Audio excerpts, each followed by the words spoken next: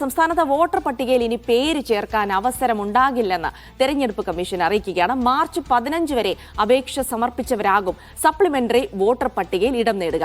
തെരഞ്ഞെടുപ്പ് ഫലപ്രഖ്യാപനത്തിന് ശേഷമായിരിക്കും ഇനി പുതിയ അപേക്ഷകളിൽ നടപടി സ്വീകരിക്കുക.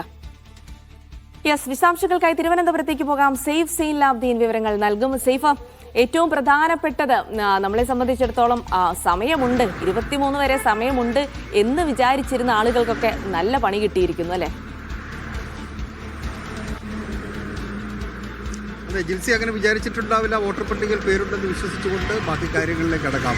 നമുക്ക് 15-ാം തീയതി വരെ അപേക്ഷ സമർപ്പിച്ചവർക്ക് മാത്രമേ ഇത്തവണത്തെ വോട്ടർ പട്ടികയിൽ പേരുണ്ടാവുകയുള്ളൂ. വോട്ടർ പട്ടികയിൽ പേരുണ്ടാവൂ എന്ന് പറഞ്ഞാൽ അവർക്ക് മാത്രമേ ഈ നിയമസഭാ തെരഞ്ഞെടുപ്പിൽ വോട്ട് ചെയ്യാൻ കഴിയുകയുള്ളൂ. 15 ശേഷം 23, ഇന്നിപ്പോൾ 23 ഏതാണ്ട് ഒരു 9 ദിവസം അപേക്ഷ നൽകിയ ആൾക്കാരുണ്ട്. ഇവർക്ക് ആർക്കും ഈ തെരഞ്ഞെടുപ്പിൽ, ഈ നിയമസഭാ തെരഞ്ഞെടുപ്പിൽ വോട്ട് ചെയ്യാൻ കഴിയില്ല.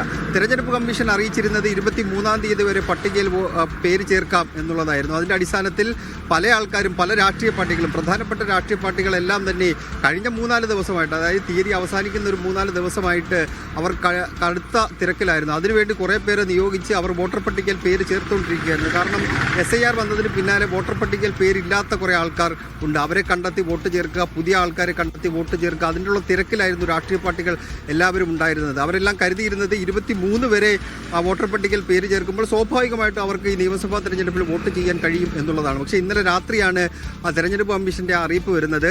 15-ാം തീയതി വരെ, മാർച്ച് 15 വരെ അപേക്ഷ നൽകിയവർക്ക് മാത്രമേ ഈ തെരഞ്ഞെടുപ്പിൽ വോട്ട് ചെയ്യാൻ കഴിയുകയുള്ളൂ. അവരുടെ പേര് മാത്രമേ വോട്ടർ പട്ടികയിൽ ഉണ്ടാവൂ. അതിന് കാരണമായി തെരഞ്ഞെടുപ്പ് കമ്മീഷൻ പറയുന്നത് ഈ 10 ദിവസത്തെ അപേക്ഷ കൊടുത്തു കഴിഞ്ഞാൽ 10 ദിവസത്തെ പ്രോസസ്സ് നടന്നതിന് ശേഷമാണ് വോട്ടർ പട്ടികയിൽ അവരുടെ പേര് ചേർക്കുന്നത്. അതുകൊണ്ട് ഇത്രയും കാലാവധി ഉള്ളതുകൊണ്ട് ഈ 15-ാം തീയതി വരെ ഒരു സമയക്രമം നിശ്ചയിച്ചുകൊണ്ട് അതിനെ അങ്ങനെ ചെയ്തിരിക്കുകയാണ്. അതുകൊണ്ട് 15-ാം തീയതിക്ക് ശേഷം ആരെങ്കിലും വോട്ടർ പട്ടികയിൽ പേര് ചേർത്തിട്ടുണ്ടെങ്കിൽ അവരുടെ പേര് പരിഗണിക്കുന്നത് ഇപ്പോഴല്ല. ഈ തെരഞ്ഞെടുപ്പ് കഴിഞ്ഞ് മെയ് 4-ന് റിസൾട്ട് വന്ന് അതിനുശേഷം തെരഞ്ഞെടുപ്പ് കമ്മീഷൻ അതിൻ്റെ ഒരുക്കങ്ങളൊക്കെ പൂർത്തിയാക്കി, അതിൻ്റെ ക്രമീകരണങ്ങളെല്ലാം പൂർത്തിയാക്കിയ ശേഷം ഇപ്പോൾ 15-ന് ശേഷം അപേക്ഷ നൽകിയവരുടെ പേരുകൾ പരിഗണിച്ച് വോട്ടർ പട്ടികയിൽ പേര് ചേർക്കും.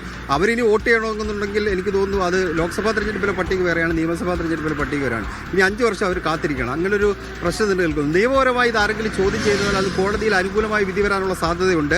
രാഷ്ട്രീയ പാർട്ടികളെല്ലാം ഇതിനെക്കുറിച്ചുള്ള പ്രതികരണങ്ങൾ ഒരുപക്ഷെ ഇന്ന് ഉണ്ടായേക്കും. CPM-ന്റെ ചില നേതാക്കന്മാരോട് നമ്മൾ ഇന്നലെ തന്നെ സംസാരിച്ചിരുന്നു. ഈ വോട്ടർ പട്ടികയുമായി ബന്ധപ്പെട്ട കാര്യങ്ങൾ നോക്കുന്നവരോട് സംസാരിച്ചിരുന്നു. അവരതിനെ ഗൗരവമായിട്ടാണ് കാണുന്നത്. നിയമപരമായി നേരിടണോ അതോ തെരഞ്ഞെടുപ്പ് കമ്മീഷന് നേരിട്ട് കണ്ടത് ആവശ്യപ്പെടണോ തുടങ്ങിയ കാര്യങ്ങൾ അവർ ആലോചിച്ച് വരികയാണ്. ഇന്നെന്തായാലും രാഷ്ട്രീയ പാർട്ടികളുടെ ഒരു പ്രതികരണം ഈ വിഷയത്തിലുണ്ടാകും.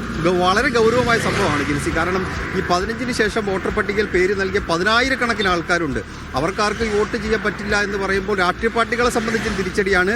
വ്യക്തിപരമായ മനുഷ്യന്മാരെല്ലാം വോട്ട് ചെയ്യണം എന്നുള്ളത്, 18 വയസ്സ് കഴിഞ്ഞ് വോട്ടർ പട്ടികയിൽ പേരുള്ളവരെല്ലാം വോട്ട് ചെയ്യണമെന്ന് തെരഞ്ഞെടുപ്പ് കമ്മീഷൻ തന്നെ നിരന്തരം പറഞ്ഞുകൊണ്ടിരിക്കുകയാണ്. പക്ഷേ അവർ തന്നെയാണ് ഈ വോട്ട് ചെയ്യാനുള്ള അവസരം ഒരുക്കാതിരിക്കുന്നത് എന്നുള്ളതാണ് ഏറ്റവും പ്രധാനപ്പെട്ട മറ്റൊരു വസ്തുത ജിൽസി.